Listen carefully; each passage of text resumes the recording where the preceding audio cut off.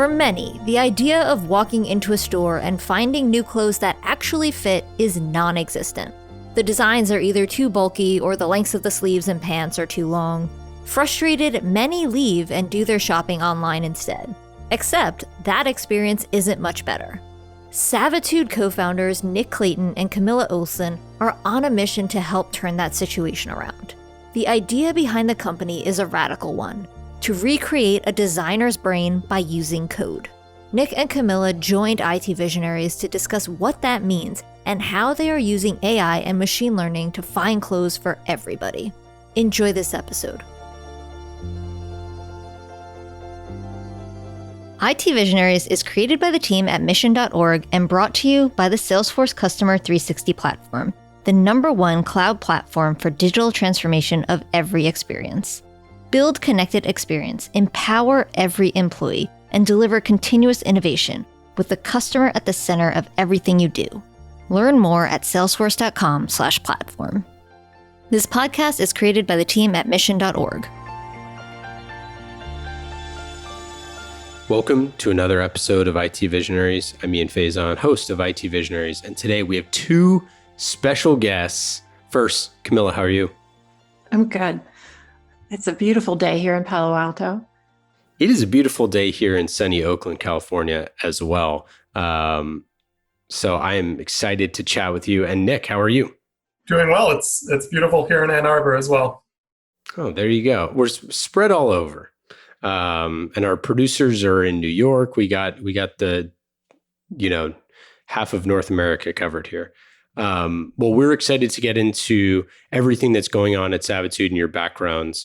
So first, for our listeners who don't know, Camilla, can you share a little bit about the company? Well, Savitude is an AI retail technology company. And what we do is we take what was once very doable only by highly skilled practitioners in the fashion industry, and we allow anybody to perform these tasks within an executable framework. Our target audience is the fashion designer. So we really do design and recommendations based on body shape. So our goal is so that anybody can get clothes to help them look their best. That's the consumer goal. But for the retailer and the fashion designer, we want them to build the best assortment that they possibly can, and in an easiest way they can too. And Nick, as CTO, what is kind of the scope of your responsibilities? So as the CTO, I'm obviously primarily responsible for the product. So getting all of the data and the technology built that lets us really facilitate these designers and let them design, but bring in that analytical side of looking at things like trend analysis and things like body shape. And so, Camilla, taking a step back, how did you get started in technology? Well, I started out in high school studying, always wanting to do something in math, but I started out in electron microscopy and spent most of my time in the biomedical space. But my last two companies that I did there were predictive modeling companies in the pharmaceutical space. I took a break and went to fashion design school. I had my own fashion label for 5 years. When I learned about this problem of returns, then 1 in 6 items that goes to a store ends up in a landfill.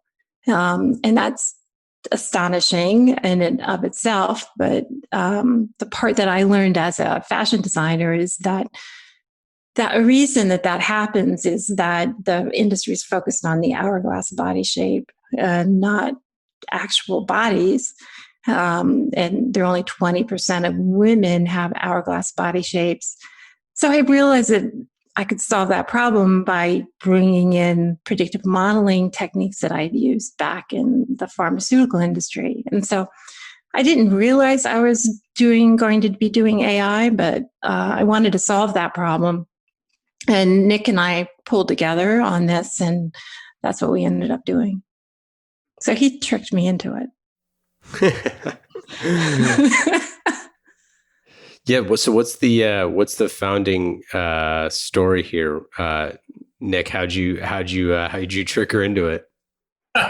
So I've known Camilla for a very long time. I actually grew up in Palo Alto and did musical theater with her son Mark growing up. But also growing up, I did a lot of coding and robotics. And then I went to school and developed an expertise in computer vision and machine learning. Camilla reached out to me with sort of the basic idea of, hey, there's this problem in fashion. People are really only designing for the hourglass body shape, and I think there's ways that we can address that.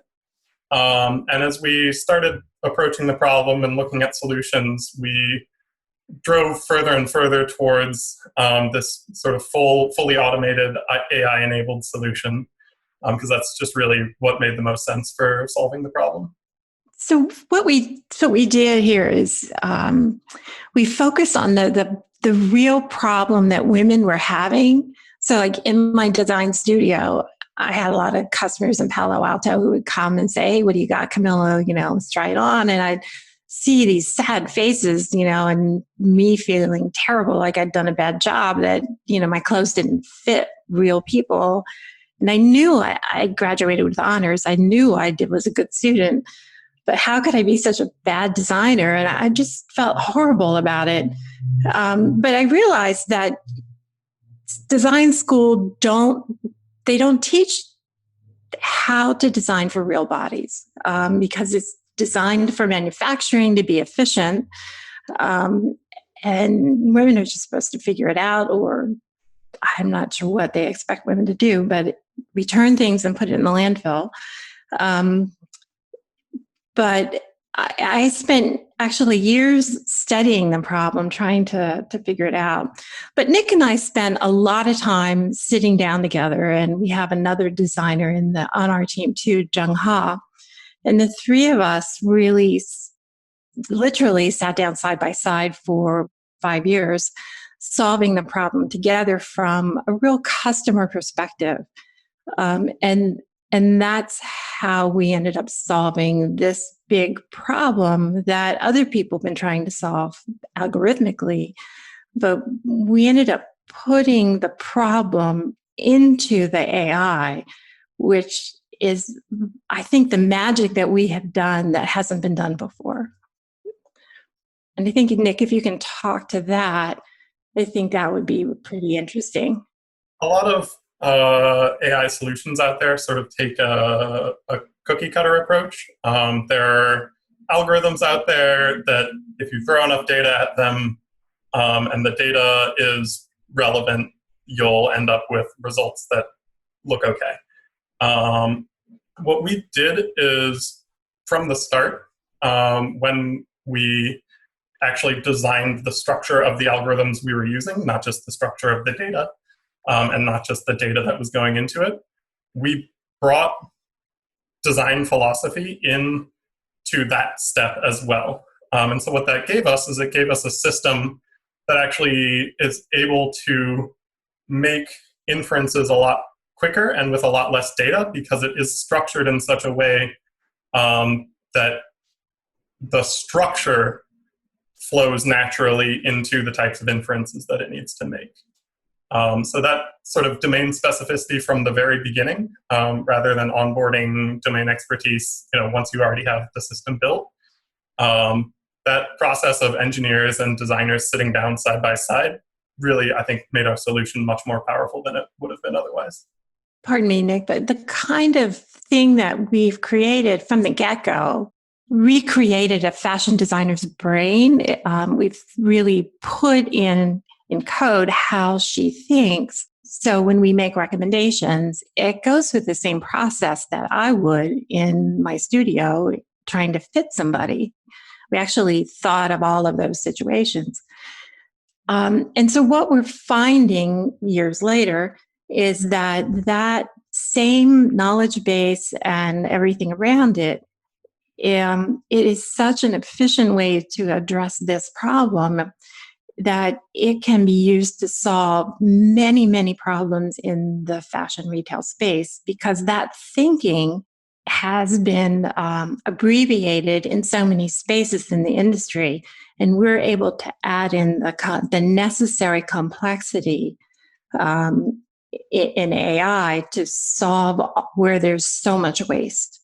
And so we're now now just about to introduce new products on the design side using AI design, and also on the supply chain, and then also in the on-demand manufacturing and redesign. And to me, I'm not saying that to sell product, because that's not your audience, but to say how important it is to bring the domain expertise into solving and to creating an AI solution, because you're creating a real efficient approach that can be used in many more places than you initially thought. Well, like you said, the problem is enormous in terms of, 5 billion pounds of landfill waste and 15 million tons of carbon emissions annually. Like, clearly there's a massive kind of issue, but all of the different players that are involved don't necessarily, know the totality of the issue, or maybe they know it, but they don't really have a solution. I mean, we've actually, talked back, probably 150 episodes ago, about this idea of like how clothing and sizing and things like that haven't really changed too much over the years with the CTO Stitch Fix, and just talking about how like it really needs to change, like how you, from the elemental level of how people are designing, needs to change. Otherwise, it's going to continue to have a ton of waste. How does your solution kind of help the folks who are actually designing to make the process easier, to limit the input for what could be a ton of waste? So on the design side, so we have we're just going into beta today with our design product, and let's describe that in the first case. So there are other approaches to doing fashion design, but let's clarify the landscape, because people are calling the 3D products design, but we're talking about ideation in terms of fashion design, and 3D comes after ideation. That's to perfect your design. There's a GAN process, and Nick can address that. But we have an approach to design which is very much how a fashion designer would approach it. So we take inspiration images. Our system is entirely image-based. So we take images of inspiration. We take a designer's archival history of everything she has designed that's relevant to what she's about to do. And that gives us her history of design details that she can draw from, and it gives us her drawing style. And then we take trend, which is what's coming up in the new season. And it's a combination of those three things that we use to create new designs and iterate. And we can actually iterate trillions of possibilities. What makes our system sustainable is that fashion designer can only design for one or two, maybe three body shapes at a given time. In our taxonomy, we have 729 different body shapes that we consider. So in our system, we can test for all 729 to make sure that the collection you're producing matches your customer population. So when designer performs her ideation and puts together her collection, she can do an analytical step to test to make sure Well, does it match these particular all 9 body shapes? Does it match the different heights? Does it match the different proportions of torso and shoulders and what have you? And so by doing that, by making sure she has coverage for the population of people that exist in her customer base, that's how you keep clothes from going in the landfill, because she knows that what you're going to ship will serve your customer base. What ends up in the landfill are clothes for all of Hourglass people that don't serve the whole population.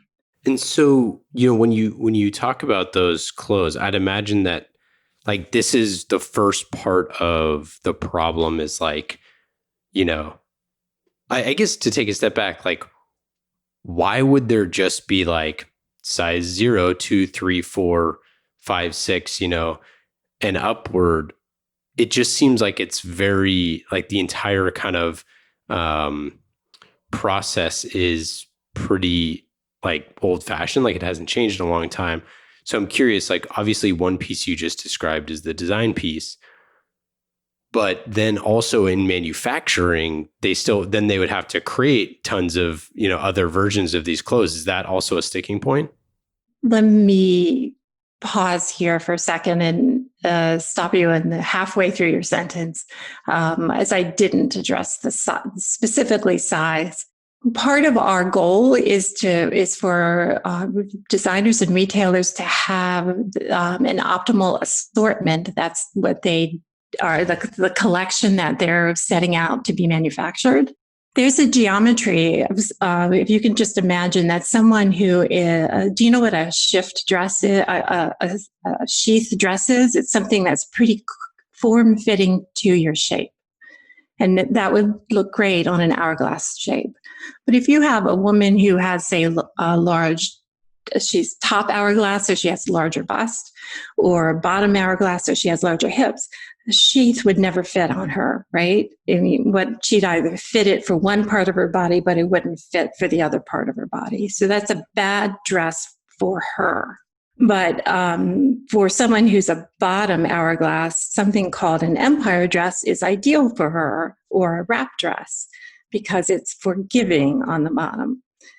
So there's a concept of getting the right silhouette for matching silhouette for body shape, and also matching design details for body shape. Like, for example, someone has a large chest, you don't give them a round collar. You give her a V neck is much more attractive. So there's a choice in design details. So if you have a right, in creating your assortment, getting the right mix of silhouette and design detail, you can serve your whole population. Piggybacking a little bit off of what Camilla's talking about here, that serving that variety doesn't require that you increase the number of styles or SKUs that you're creating. What it requires is that you're more intentional about the way that those styles are distributed. So you can create an assortment that serves everyone with the same number of SKUs as you were using before, just with a set of SKUs that are better distributed so that there is something for everyone, and you're not overproducing dresses for one body shape when they're only 20% of the population. So the problem is really an assortment problem, not a size problem. And so if you have the right assortment, you can still use your size system, but you just have to have the right silhouette and design details to match your population. And the thing is that it's a really complex problem for humans to do without AI. I tried it. It's really hard. And so one might think, you can solve it once and just repeat that. But the thing is with fashion, trends and styles change, and it gets refreshed every season. And so that needs to move around quite a bit. So it is a very dynamic system. So you have to keep solving it. And so our AI system takes all of the factors that are used each season to solve it. So let's say you have someone who is from like retailer X, and they are designing for like a new dress for this season or a new style, and they're leveraging your platform to design this. How does it go from that point onto, the floors of the store? Would it be that instead of, the rack that has, 100, 1042s, 36s, like how does it change the actual way that inventory? Because I'd imagine that especially with like direct to consumer type companies, that you could have much better inventory, not in stores than you could have, as an in-store experience, and really like change the entire in-store experience potentially with having, a better fit in general. I'm not sure if I'm going to answer your question with this, but I'm going to offer this. Previously explained to you how to make an assortment. I can say that we can do the same process to create the right assortment for a store. So a designer herself, she has her own customer base, and so she needs to create product for her customer base. And then a store, a buyer there needs to buy from many different designers, and each designer has, different parameters in their collections, right? And that all has to come together to match the store's customer base.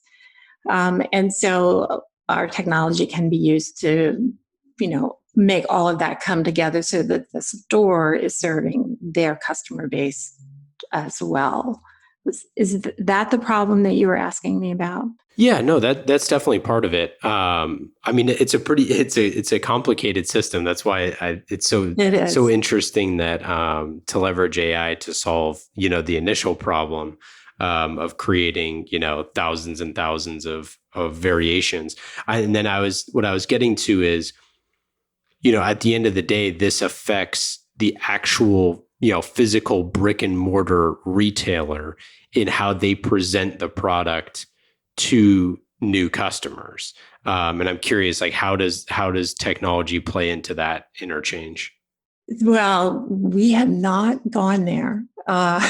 We've thought about it.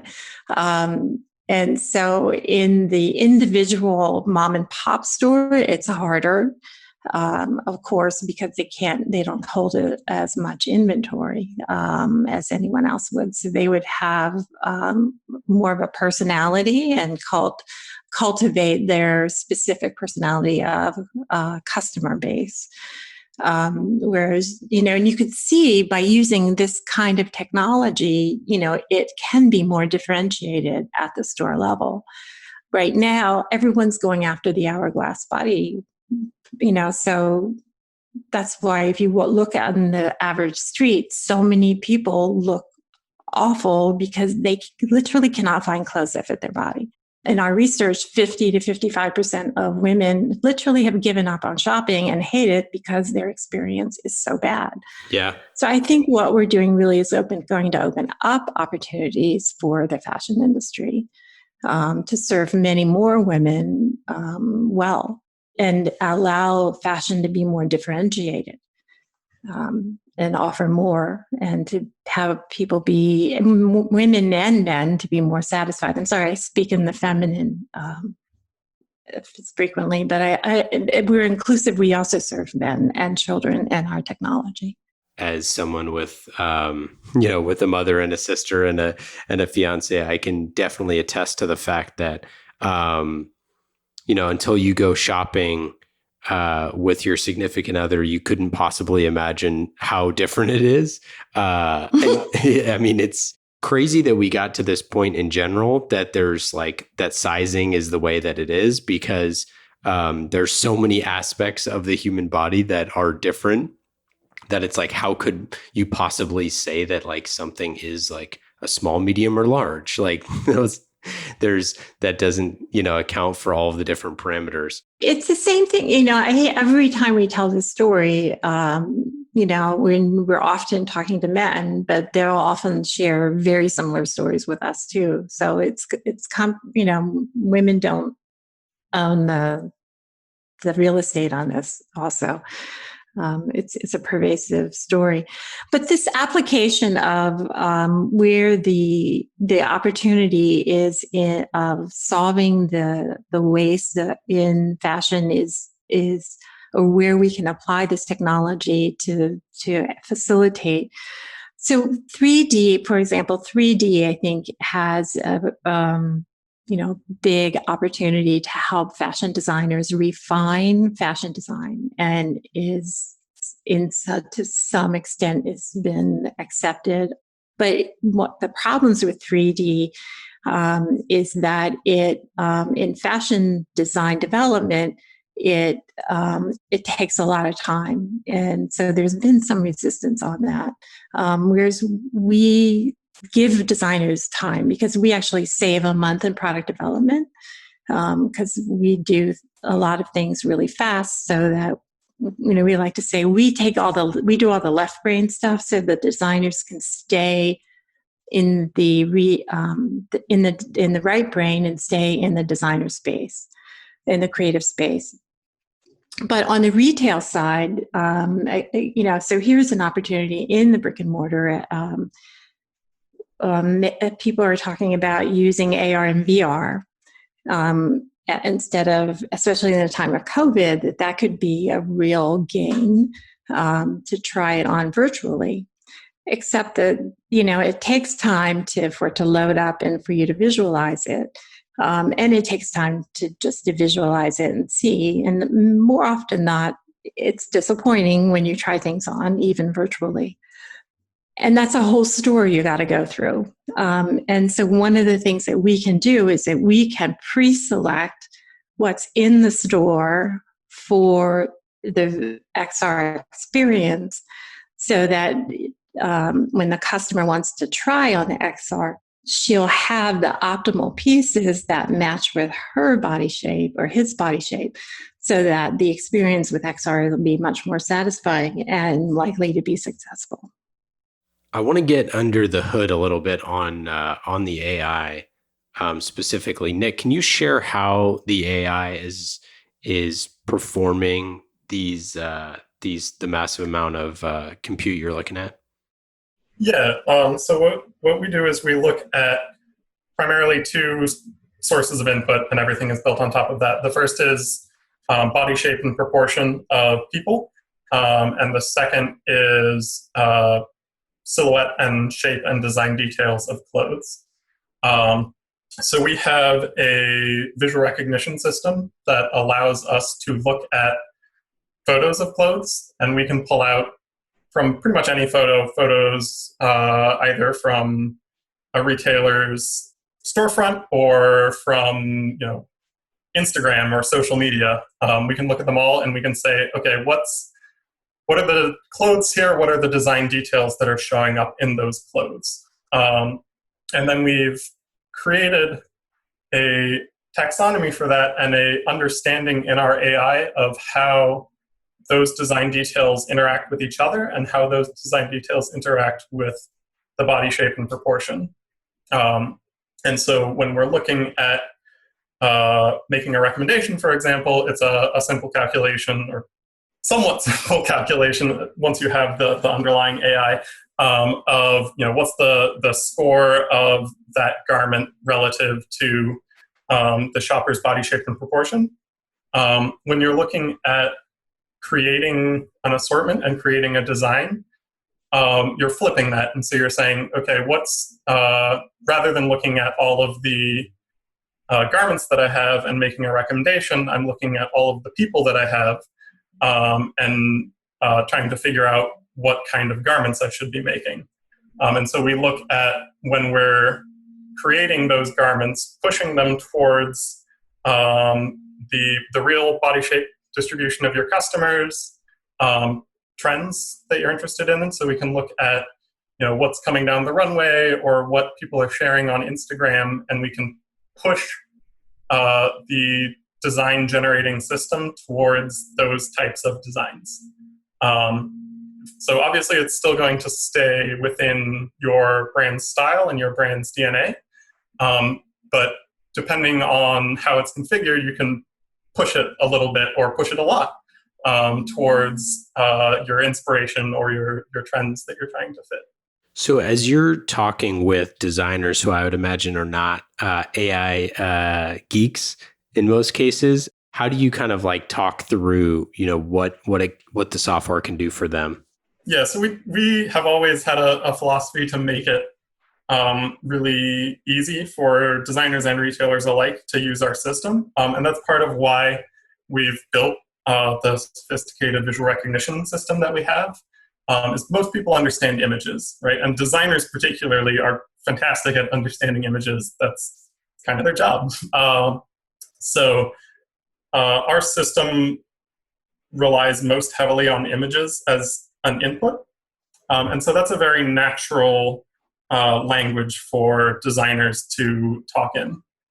So when we allow the designers to create their inspiration within our system, it's the same way that a designer would pull together a collection of images as an inspiration for their designs normally. They can take those same images, upload them into our system, and our system will parse out the fashion details from them, whether they're images of clothing or whether they're sketches or vases with particularly interesting design details. We can look at all of that type of input, and we're really trying to keep it in that creative space for designers, since they aren't, as you say, necessarily. There are some with some background in statistics or AI, but the vast majority don't. Very few people really get what we're doing until they see the example of what we're doing. Yeah, I mean, as with most AI projects, I think it's like once you see what's going on, then you're like, wow, I can't believe this. Yeah, it's definitely a bit of a see it to believe it phenomenon. Well, and I think, as you mentioned, you lived it, Camilla. You know exactly how it feels on the user side of trying to do this and not having the ability to scale what you were doing further than just kind of hammering away.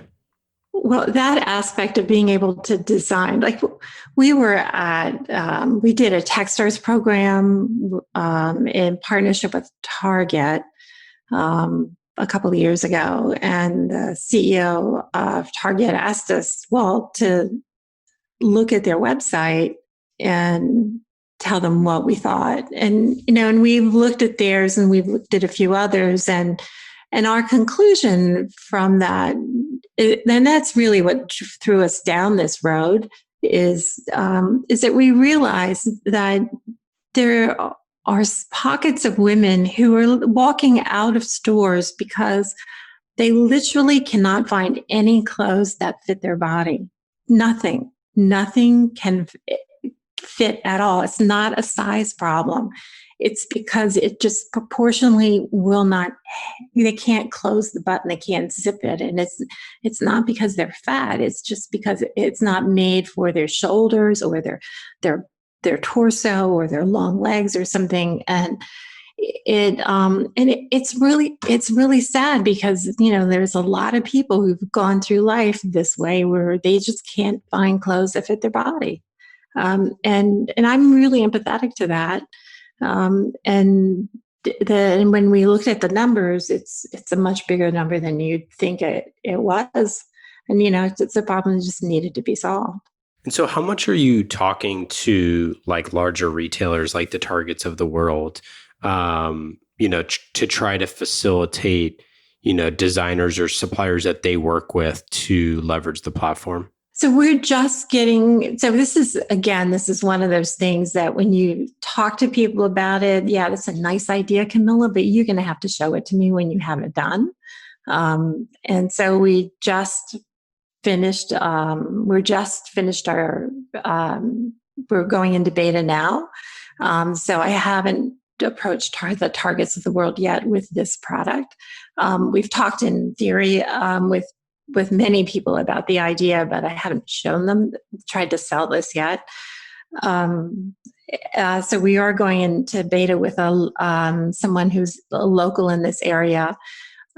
But I think what we're going to do first is to open this up on our website for designers at large to use, so that we can add to our database and start building a good database of information for the design details and trends and many other aspects of what we're building.